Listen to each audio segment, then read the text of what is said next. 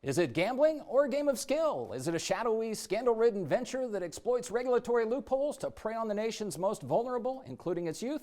Or a wholesome, high-tech, highly controlled outlet for what's been described as America's fastest-growing pastime? It's called Daily Fantasy Sports, or DFS, and whatever else it may be, it's an estimated $2 billion industry that enjoys the backing of some of the country's biggest professional sports leagues and franchises. Hi, I'm Jon Schwantes, and this is Indiana Lawmakers. Later in the show, during our commentary segment, we'll assess the week's dramatic developments regarding the proposed extension of civil rights protections to the LGBT community. But for our roundtable discussion, we'll stick with our plan to look at the General Assembly's attempt to regulate and to a certain degree cash in on businesses such as FanDuel and DraftKings. First up, this scouting report from Christopher Ayers of WFYI Public Media. As sports fans rev up for what's arguably the biggest Sunday in sports, lawmakers at the State House are gearing up for a debate over fantasy sports. This conversation, however, isn't about which quarterback a certain legislator is thinking about picking in his or her fantasy draft. Instead, lawmakers will be considering how they might deal with the rise of daily fantasy sports and the companies that rake in reams of revenue from the scores of fans eager to play. Daily fantasy websites offer average fans the opportunity to win cash prizes by participating in fantasy games, which require entry fees or wagers. Some of those prizes for the biggest games range from 6 to 7 figures.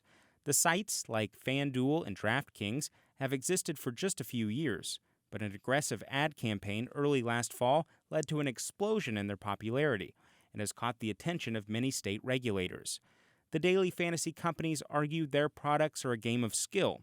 Some officials, however, say there's little that differentiates the fantasy sites from run-of-the-mill casino gambling in games like poker and blackjack.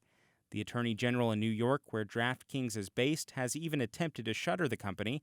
That prompted one Indiana lawmaker to issue a letter, letting DraftKings know they'd be welcome in the Hoosier state. Legislation introduced this session would regulate the practice of daily fantasy sports in Indiana, but it would not classify the games as a form of gambling. But with this session at its halfway point and plenty of work left to be done, now's probably not the best time to place any bets on how or if this issue will be resolved. For Indiana Lawmakers, I'm Christopher Ayers. Thanks, Christopher. Back in a moment with our weekly roundtable discussion. Indiana Lawmakers, from the State House to your house.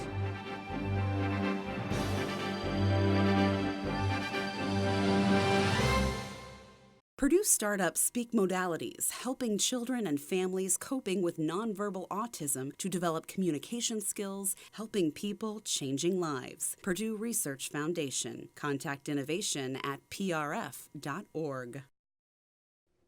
The federal government's Unlawful Internet Gambling Enforcement Act carves out an exemption of sorts for daily fantasy sports in that it prohibits the electronic transfer of funds only for those activities defined as illegal gambling by individual states. Some states have remained silent on the issue, some are investigating the industry, and others have effectively banned the online contests. Some Hoosier lawmakers, meanwhile, see daily fantasy sports as an economic driver, especially for the state's casinos and off-track betting operations. Joining me to talk about what's at stake are Republican Representative Alan Morrison of Terre Haute, the author of legislation to harness daily fantasy sports in Indiana, Matt Bell, a former state representative and former chair of the Indiana Gaming Commission, who now leads the Casino Association of Indiana, Matt Whetstone, a former state representative who now heads the government relations firm 1816 Inc., and Jerry Long, executive director of the Indiana Council on Problem Gambling. Gentlemen, thank you for being here. Thanks for having us. Thanks. Let's get a feel for the scope of daily fantasy sports in Indiana. We keep hearing the figure 1 million Hoosiers play this. Sure. Is that really the case? Yeah, absolutely. When we talk about daily fantasy sports, we could also talk about fantasy sports, and I think we all know somebody who is participating in fantasy sports on a pretty regular basis. So, but the daily fantasy sports industry has exploded, as we have all seen, and there's a lot of Hoosiers playing it.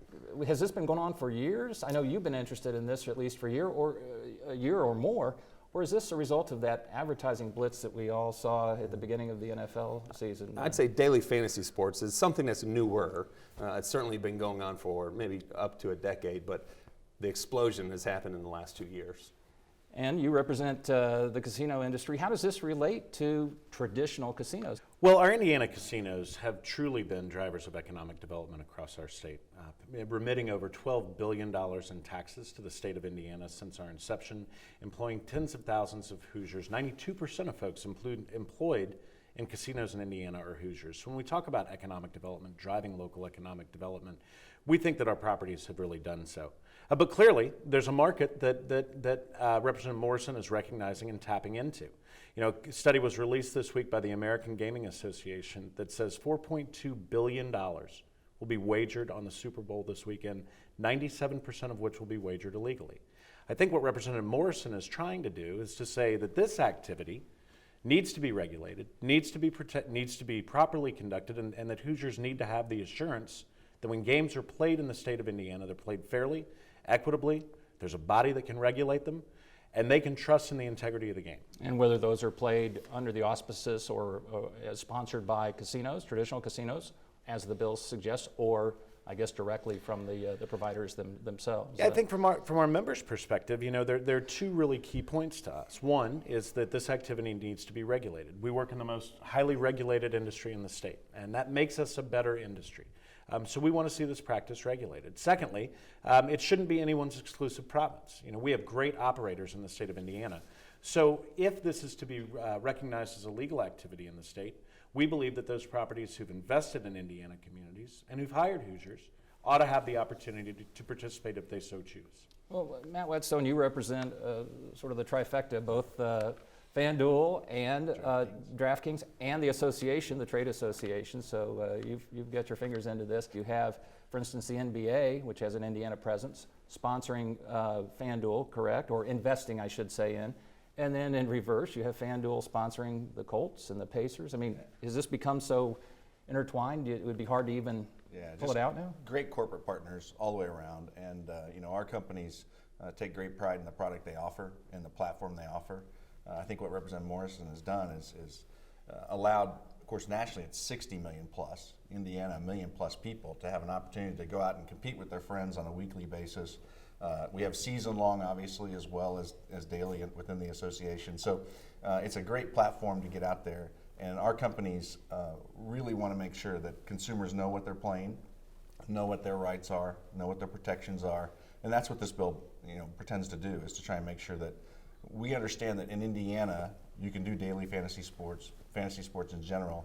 We don't have to worry about any other entity, an AG or a court maybe determining this. We want the legislature to decide what those regulations are and make the policy for Indiana, not let it up to some court or some other venue. So this bill is really about ensuring that folks are comfortable that they can play and putting those consumer protections in place. Spoken like a former legislator, right? Get those judges out of the way.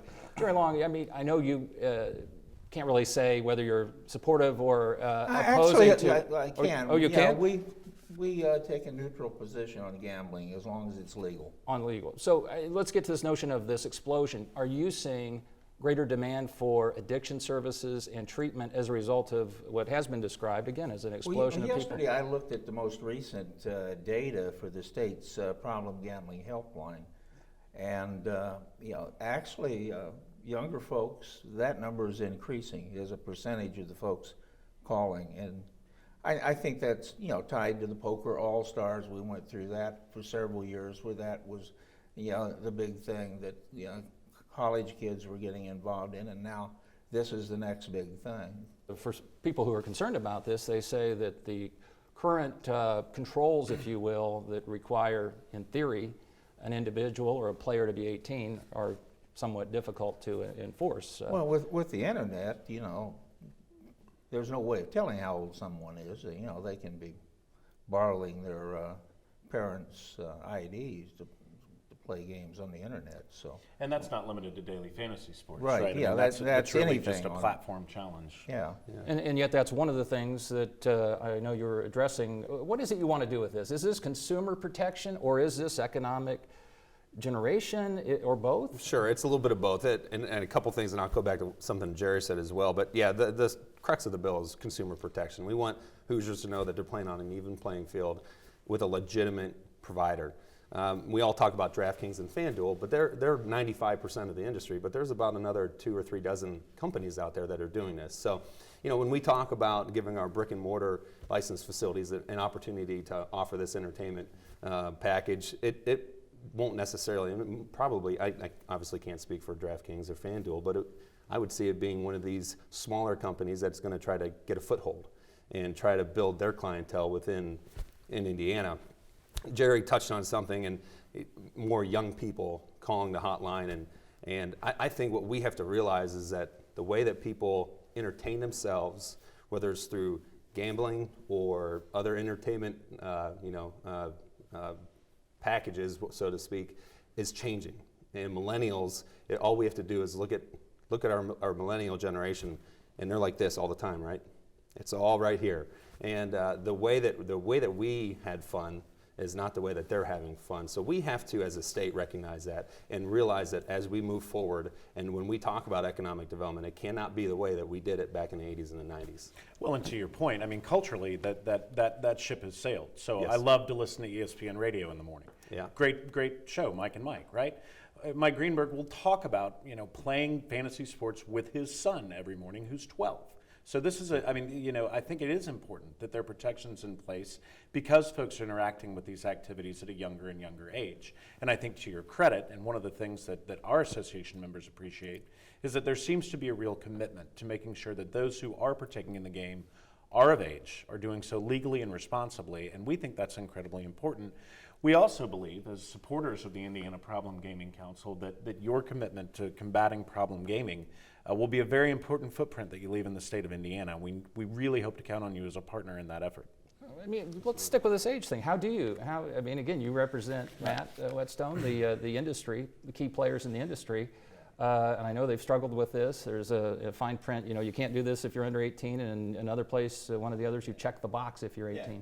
There's a sophisticated algorithm. I mean, it's almost like the platform itself. I mean, they have ways through the technology of trying to ensure that everybody that plays meets both the letter of the law and the 18-year-old age. But is it going to be any different if this legislation is enacted? I mean, or would it be same old in terms of those algorithms and so forth? Well, I think the message I've received is those are changing every day.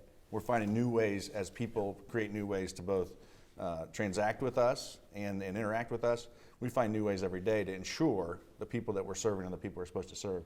And we went on, and in this bill and the companies in general have also gone on to give a self-exclusion opportunity to allow folks who may think they have an issue to self-exclude, much like they have in the casino industry. Mm-hmm. So taking those consumer protections to make sure we're serving the right people, they're the right age, and that they're doing things properly is really important to these two companies. And is 18 the right age? I know that's the sort of the national standard, but Indiana, the Senate, which of course now is touted as the second legislative body to enact regulatory language, 1 week, I guess, thereabouts after California's state assembly did the same. Both have to go, obviously, in both states to the other chamber. But the California legislation says 21. If I'm not mistaken. Jerry Long, would that be preferable to make it 21? You talked earlier about young people. I would say it'd be preferable. Young folks think they're bulletproof, and they get involved in things that they overestimate their ability to control. And the problem gamblers, the action gamblers, and that's what these folks. Would be, gamble for the excitement, and I think that's what you get out of this. You see articles, in the newspaper that some student at IU is making, $40,000 while a student playing fantasy football, or fantasy, whatever. And we saw that with the Poker All-Stars, where someone young won, one of the big competitions, and that just sort of pulls folks in. I think you got to remember, though, there's chance in everything, but this is a game of predominant skill. And so a lot of the folks, students included at these universities who are playing it, they're math kids, they're science kids, they understand algorithms, they understand how to study. Have you met my kid? Is he in that? just dropped calculus, taking a page from his dad's playbook. Yeah. I might argue on that skill thing. It's perceived skill. They perceive that they have sufficient data to put together a good team and be successful. Yeah. The more time you put in, But if that was doable, you'd have computers somebody with a computer program, maybe you do now, putting your team together. But so you, Jerry, may think this is a game of chance, but I'm guessing the other three have either arrived at this position now or have recently, and I don't want to put people on the spot, but that's kind of my job. As recently as 3 months ago, Representative, you were quoted as saying, you know, this looks like gaming to me, and if it walks like a duck and quacks like a duck, it's gaming. It hasn't. The industry hasn't changed, so your opinions have clearly changed. It's called education, right? And so the more I delved into this and really tried to understand how it works and why, I think it's clearly a game of skill. And we can certainly talk about different nuances, but you know, the way, if you want to talk about the House, the money that they bring in as contest entry fees, as opposed to our casinos when you are paying to play, whether it's a game of blackjack or poker, there are differences there. The percentage of winners and your chance of winning because of if you're just going to pick random players is darn near zero. You seriously do have to understand the game. You have to understand the players, who they're playing, where they're playing. There's so many different factors that it's not like the roll of a dice. It's not like having another card, a deck of cards put onto a game of blackjack. But this is really the challenge, right? And Representative Morrison and Matt and Jerry all recognize that, you know, policy really has to follow advances in technology, right? And so I think as lawmakers, today you're struggling with, well, help me understand, you know, what is skill, what is chance? Technology drives that conversation, and I think rightly, policy has to follow those changes in technology. And I think what you're trying to spur is a conversation that does just that. What is this? How do we define it in our state? How do we define it nationally? Obviously, there's a national debate raging about this as well, but it's what policymakers do. And there clearly had been a change of opinion, whether it's through education or whatever, even in the industry. 3-4 months ago, you saw the industry saying, effectively, we don't want any regulation at all. They grudgingly, one of your clients had a gaming license out of England, the United Kingdom, and that was sort of kicking and screaming. But now everybody's showing up saying, this is a good thing. Why the change of heart? Well, and the nuance is state by state and country by country. The gambling laws are so different. And so as you go into a state, you're under a different approach completely, and you've got to figure out within their framework, where do you fit? But now you're willing to embrace a state-by-state approach. Is that out of necessity, or is... Yeah, I think what we want to say is, in Indiana, you can do it today. And if we do nothing this session, you'll still be able to do it today, until a point in time where someone else decides for you. And so what we want to do is make sure that the legislature is the policy-making body of Indiana on these issues, and let Representative Morrison and Senator Ford run that charge and say, we're going to protect consumers, we're going to give them a regulatory body to look at, and we're going to make sure people know they can play. And so that's why we do it state by state. And one concession the industry, at least we're talking as if this is already a fait accompli, but one thing that's occurred already is a concession as it relates to college and high school sports, which was the NCAA being based here in the state was adamant about. Jerry, again, you've talked several times about youth.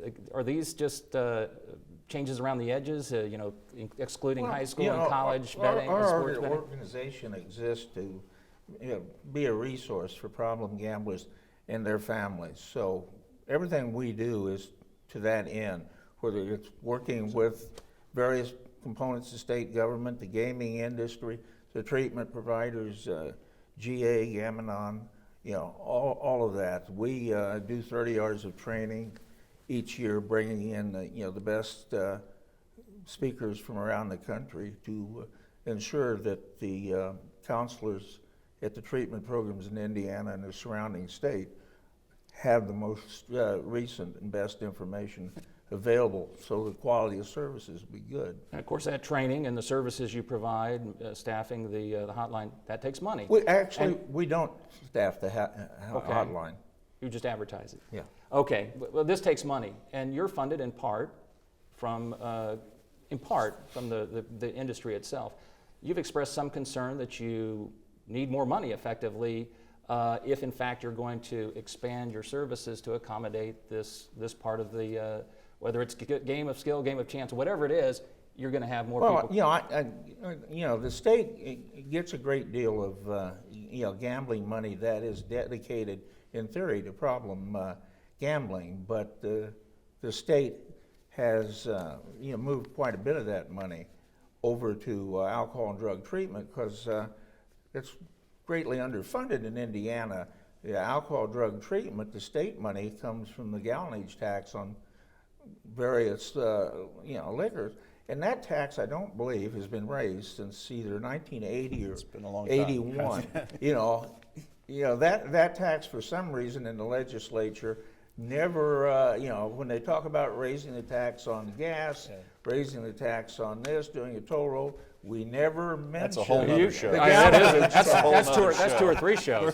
But you talked about tax revenue. The licensing fee as it stands now would be $5,000.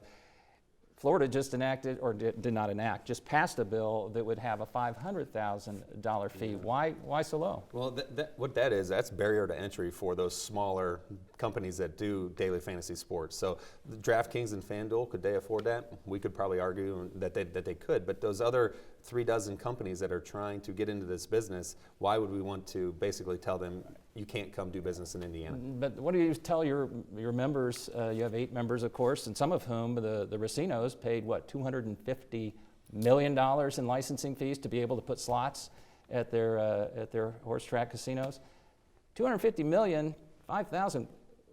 Aren't they saying, hey, what's fair about that? We found out commas matter a lot in Indiana where we put them this week. Does that sit well with your membership? So I think our members want to see good participants, ones that have been well investigated, ones that have great integrity in the games that they offer. We think that our contributions to the state are very different. We don't think that you're going to see a surge in employment from these providers. We don't think that daily fantasy sports will be a generator of local economic development in the same way that Indiana's casino properties have been. So our scale is far different, as is our licensing fee. Would we like to see more? Absolutely. There are a whole lot of things that we'd like to see more of. But as this discussion evolves, I think that that's a consideration that lawmakers are going to have to look at very carefully. How do you balance barrier to entry? And there is no tax revenue in it now. Again, California's bill, it doesn't specify what it would be, but it's a quarterly tax based on gross income. So I guess that's to be determined. I'm getting a signal we're almost out of time. Okay. That's a hard one to get to. That's another show. Yeah, Okay, we're going to put that show behind the one we already talked about. Well, Florida's doing legislation, and they've put a piece in at 7.5% of the fees will go to problem gambling, and we want to see anytime there's an expansion of gambling to be a piece for problem gamblers. It'll be interesting. That issue is recognized because it's so often not recognized. You can't tell a problem gambler when you see them. I suppose that's true, and unfortunately we'll have to leave it there. You guys have another 2 or 3 shows in. You just left this morning. We'll have to continue in the green room. I appreciate your being here for this lively discussion. Again, my guests have been Republican Representative Alan Morrison of Terre Haute, Matt Bell of the Casino Association of Indiana, Matt Whetstone of the government relations firm 1816 Inc., and Jerry Long of the Indiana Council on Problem Gambling. First, they moved my cold medicine off the shelf and put it behind the counter. Now I need the okay from my pharmacist. Come on, I gotta breathe. On the next Indiana Lawmakers. And time now for our weekly conversation with Ed Feigenbaum, publisher of Indiana Legislative Insight and its sister newsletter, Indiana Gaming Insight. Ed, anything to add to the roundtable? Well, it's interesting that we kind of ended the roundtable on tax talk, and I think that when the bill goes back over to the House now, you'll probably see a little bit more discussion of an appropriate tax structure. I don't think that you can get by with something that's quite like what the casinos have to pay with, essentially a 35% kind of average rate, but you're going to see some attention towards some kind of taxation if they can figure out how to do that within the national rubric. And do you think it would approach it more, again, from that standpoint, from taxation, or increasing the licensing registration fees, which, as we pointed out, are $5,000 now? Well, I think it would probably be more from the tax standpoint. I think if you remember back to when the racinos were licensed for the slot machines, the horse tracks became essentially casinos. Governor Daniels kept complaining about leaving money on the table, and you talked about the $250 million. They also had to make $100 million investments in bricks and mortar. I think you're going to see a lot more attention to those kinds of So things. your advice, as always, is follow the money for the rest of the session as it relates to this bill. One other topic that certainly got a lot of attention this week, the apparent demise or withdrawal of the LGBT civil rights legislation. Did you see that coming, and what should we read into it? I don't think anybody saw that coming. I don't even think that Senate President Pro Tem David Long saw that coming, perhaps even the morning that the bill was kind of withdrawn from debate. You know, he kept saying right up until the day before that they wanted to have debate on the measure, even if it wasn't sure that the bill would pass, because he wanted people to have the opportunity to talk about it, kind of a cathartic effect, if nothing else. But there were a lot of members that didn't want to go on record on that, and I think there was some concern among members of the Senate that if they did advance it to the House, that given the 15, maybe 17 members of the House Republican caucus that supported LGBT anti-discrimination rights, that the bill would end up passing, and that would make life even more uncomfortable for them. So we've got kind of a conundrum Even here. if it had gotten a vote at all, because Brian Bosma, the House Speaker, has suggested that he was not necessarily fond of the bill, or at least the timing of the bill. And he was also a little skeptical about whether that would come over from the Senate in the first place. And Speaker Bosma has made it quite clear. He made it clear the day after the bill died in the Senate that he didn't think it was appropriate for any of these issues to be introduced in the rest of the session in the House as a second reading amendment to anything. Help me understand, who are the winners and losers here? Because my interpretation maybe isn't what I'm reading comments about and the reaction from all sides. What's your take? Well, it seems like the religious conservatives are pleased with the outcome, and the factions, the business community and other factions, the LGBT community, are disappointed that they were not recognized specifically in law as a result of this thing stalling. But in the longer run, I think that everybody has to kind of take note of what Senator Long said, and that's that, hey, if the legislature doesn't act, this is going to happen regardless. Either we're going to be doing this down the road, or even worse, the courts are going to intervene and come up with some kinds of solutions that we may not even be happy with on either side. So at this point, I think both sides have a little bit to be optimistic about and a little bit to be pessimistic about. But more importantly, it's going to be a political issue for the remainder of the year, and that's probably going to cut a little bit worse for Republicans than for Democrats, depending upon the district and the race. And the easiest question I'm going to ask you all year probably, this bill will be back in some form, some fashion next session? One would think, but then there could be intervening court action like we saw with the same-sex marriage amendment, which kind of negated the need for any kind of legislation on that front. I guess it wasn't such an easy question after all. Ed, thanks as always for your insight. Much appreciated. For more information, streaming episodes, and extra content, go to WFYI.org/lawmakers. You can also visit us at WFYI on Facebook and Twitter. Use hashtag Indiana Lawmakers. And remember, you can get our show on demand from Xfinity and Bright House Networks.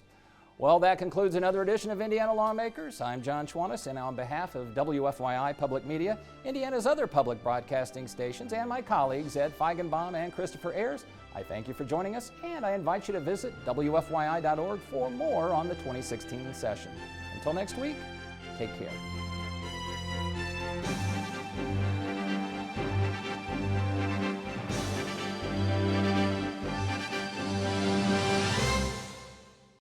The Visual Analytics Law Enforcement Toolkit, or VALET, developed at Purdue University, brings critical data and analytics to police departments instantly, so officers are a step ahead of criminal activity.